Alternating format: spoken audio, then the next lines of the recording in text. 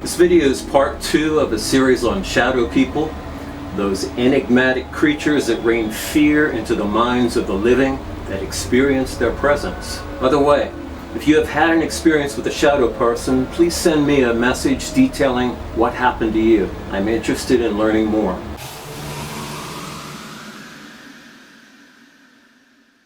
My second experience with shadow people came at my home in a housing development built on the grounds of a huge plantation. The plantation house is about half a mile away, but what was called the hanging tree is very close by my former house. The same family owns the original plantation house, which is a bit run down, and a fairly large tract of land with it. But a lot of the land has been sold off and built on. I know the owner, and I might add that as a young man he experienced a lot of activity in the plantation house, including being thrown across his father's library room by an invisible entity.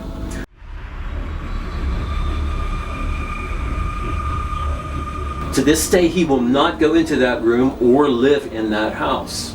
Getting back to the home I lived in, here is the photo of an apparition of a man who appeared on the patio in broad daylight. The photo was taken from inside a screened patio enclosure, with the screen partially opened, hence the dark pattern on the right side of the ghost. The apparition's red hair and ruddy complexion match that of the former plantation owners, including my friend, who now thinks this man is his ancestor. No, this is not a shadow person, but I'm going to link that to the presence of this ghost, to why the shadow figure has appeared at this house.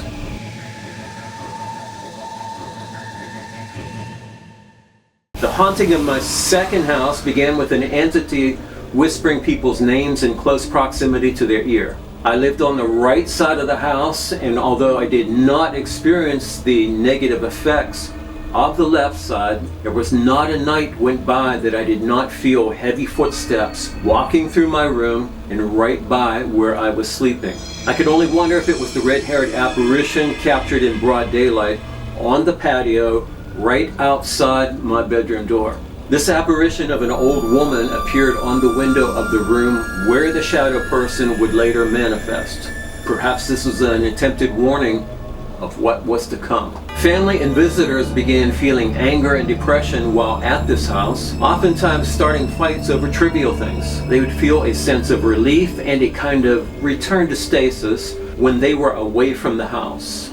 My puppy, named Storm, would tuck his tail between his legs and run, continuously looking over his shoulder as if something was chasing him. Here's Storm all grown up at the next house. I'm not so sure he would run now. Towards the end of our 2-year stay at this house, no one would go on the left side of the house at night. They had this prevailing fear of an intimidation. No surprise that it was the side closest to the hanging tree. I also had a psychic visit my house, and she quietly informed me she felt someone was buried on the left side of the house. This group of ghosts gathered on the left side of the house one evening. I can only wonder which one, or perhaps all, were buried somewhere in the area of my yard. A large imposing figure without a visible face stood over 2 grown men trying to untangle our other dog from the tree. This is a very large dog, a cross between a Great Pyrenees and a Newfoundland. The dog would not stop growling, and the men felt an aggressive, intimidating presence that wanted them out of there.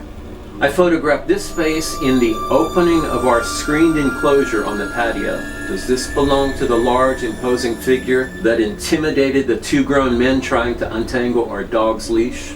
Might I add, this is right next to the area of the yard where it happened. It's kind of ironic that he did not show his face to the 2 men, but later on all I captured was his face. A black arm reached out and grabbed a relative's shoulder as he walked over by the left side of the house. And at that instant, he had this feeling of ominous dread. His words. His girlfriend, who is a sensitive and can see ghosts, saw the shadow figure multiple times in the same area. What struck her about this particular shadow figure is that it had what she referred to as a cultural painted face. She said she took a deep dive into researching it and found that a lot of slaves practiced voodoo, and they would summon demons to protect themselves from the slave master's abuse. She said the markings on the shadow figure's face looked just like one of the painted faces of a shaman that practices voodoo. So the presence of the plantation's former owner, the ruddy-haired man who appeared on my patio and who I believe walked through my bedroom, may explain the shadow figure with the voodoo face. My wife, who was a psychic, felt a presence in our bedroom and a burning sensation on her abdomen. When she woke up the next morning, she had 3 bloody scratches across her abdomen, indicative of a demonic presence in that house. This was a warning to me, and that was our impetus to move. Our last few minutes in the house were the most frightening. My daughter and my experience with a giant shadow figure. We were inside, but on the left side of the house. It was at night, and we were in a dimly lit room looking at what we had left to move into the U-Haul truck. In the shadows cast by the furniture on the left wall of that room, she saw movement. And then this massive shadow figure that was hunched over stood up. It was so tall, perhaps 10 or 12 feet tall, that it had to hunch over in the room with an 8-foot ceiling. She was so frightened, she screamed at me to get out, forcibly pushing me through the door as I glanced over my shoulder at the cause of her fright. As she did, all the hairs on my arms and the back of my neck stood up, and I felt a freezing cold presence in the room, and it almost instantly was like we were in a walk-in freezer. We made our way to the living room, and she was visibly shaking. I said an audible prayer of protection, and as far as I could tell, it did not come into the living room, but stayed on the left side of the house. My final paranormal experience at that house was my most profound, and although I barely saw the thing before she pushed me out the door, I can say that I have never felt the intense cold in the middle of a sweltering Virginia summer put off by that thing in all my previous experiences with the other side. Needless to say, we got out of there as quickly as possible. Since I don't have a photo to show from this experience, let's move on to photos that I've taken at other locales.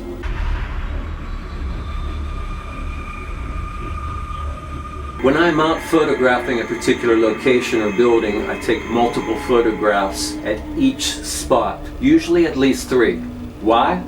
Because ghosts can appear and disappear in a split second, and because sometimes I capture something remarkable, like these next 3 photos from Christiana Campbell's tavern in Colonial Williamsburg. Now, this photo of the porch on the tavern is dominated by the large face of an apparition that almost looks like a Halloween mask and appears to be angry. But notice to the lower right, a black mass is appearing. It is the legs and lower part of the trunk of a human form taking shape. In this next photo, taken just a second later, the angry face has disappeared and the whole body of a shadow figure is now present. There are semi-transparent apparitions that look like animals on its lap. And yes, the figure of a small child that's a shadow figure is on the left. I say that because it appears to be a little girl with her hair in ponytails on each side of the head. In the third photo, the shadow figure is fully formed and appears to be holding a large, fully formed cat. But the small child has disappeared into the darkness. So here are the 3 photos right next to each other, so you can see the whole process of a shadow figure appearing. This can also explain why some ghost photos are distorted, as the ghost is captured either in the process of appearing or disappearing. Next, I would like to show you a shadow person with a twist.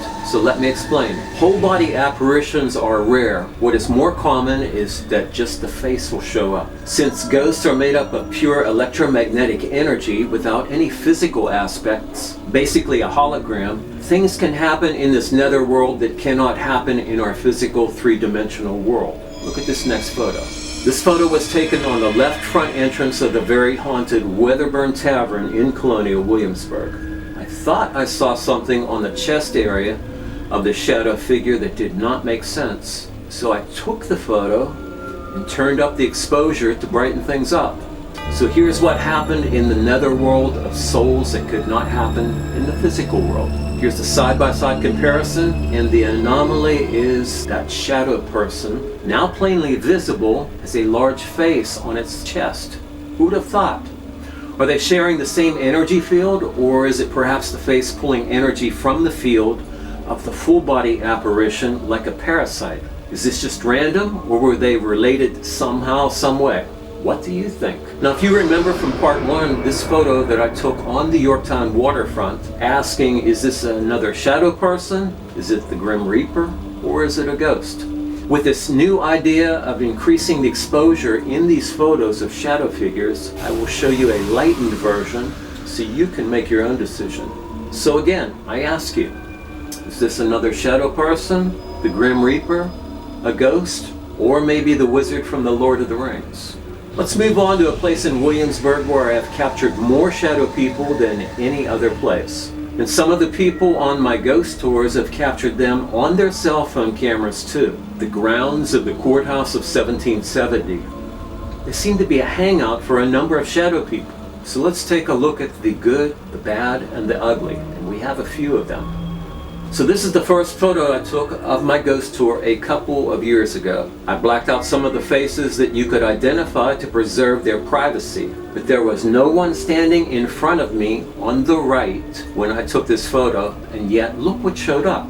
2 shadow people, and look at the outline of their bodies compared to the other people in the tour. Here's a crop of the photo to see the shadow people better. A tall man with glasses and his shorter female companion. The real people have definitive outlines, whereas these shadow people do not. They have an almost powdery outline, if I can call it that. So they are the most obvious, and I'm going to come back to them in a second. But there is another anomaly that may not be quite so obvious. The young teenage boy to the right of center has a shadow person forming over his body. And here's the irony. He's checking his phone to see if he photographed any ghosts. Notice it is covering his face, his left arm, and the trunk of his body, and is partially covering the left leg with that powdery black appearance. And no, I did not tell him about the shadow person over his body. I don't have time to check the photos while I'm giving a tour. But yes, he's checking for photos of ghosts, and one is forming right over him, probably draining his energy as it does so. Going back to the shadow couple at the courthouse of 1770,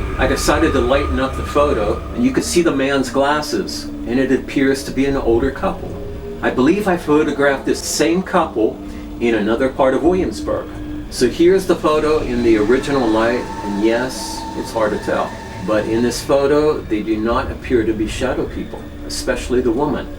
So perhaps these two could go under the category of a depressed soul and not necessarily bad or evil. So I lightened this photo, and it's a taller, older man with glasses with a much shorter woman, just like the shadow couple at the courthouse of 1770, only not as intimidating. So I have captured the same couple twice. And a third time I photographed the man without his wife at the courthouse. So let's look at the side-by-side comparison. A tall man with a rather long head, black glasses, and a much shorter female companion in both photos. What are the chances? This next photo is intriguing for 2 reasons. One, the shadow person is about 3 feet tall, or 9/10 of a meter.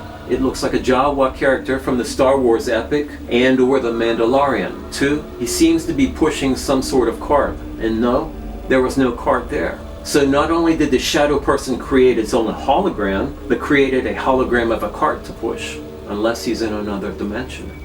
Here is a light to dark comparison with another compelling feature. Notice that rather than having a powdery outline like the other shadow figures, the outline is made up of much larger chips of black. It's as if fragments of a hologram are flying off the hologram like pieces of a mosaic as it moves. Perhaps George Lucas got his idea for the Jawas from seeing one of these hooded, short shadow people. The final shadow figure for part 2 was taken in Market Square area from about 100 feet or 30 meters away, and was a tall, intimidating figure in the shadows. It didn't look like much, and I almost deleted it, but glad I didn't. On a whim, I turned the light and contrast up just to see what if anything would show. And to my surprise, a light anomaly, which is the best way I can describe it, showed up on its body. A partial figure in blue light embraced by a figure in red light within the blackness. Is it a real shadow person, or is it something else? What do you think? While you ponder that, I will conclude part 2, and hopefully you will come back to watch part 3. I will show you more shadow figures that I have captured at both Williamsburg, Virginia, and on the North Carolina Outer Banks. Watch part 3 as I reveal, with this lightning effect, what the Hat Man really looks like when his black veil is removed. Is it an ugly face of pure evil, as some claim, or another explanation? Come back, see for yourself, and form your own opinion.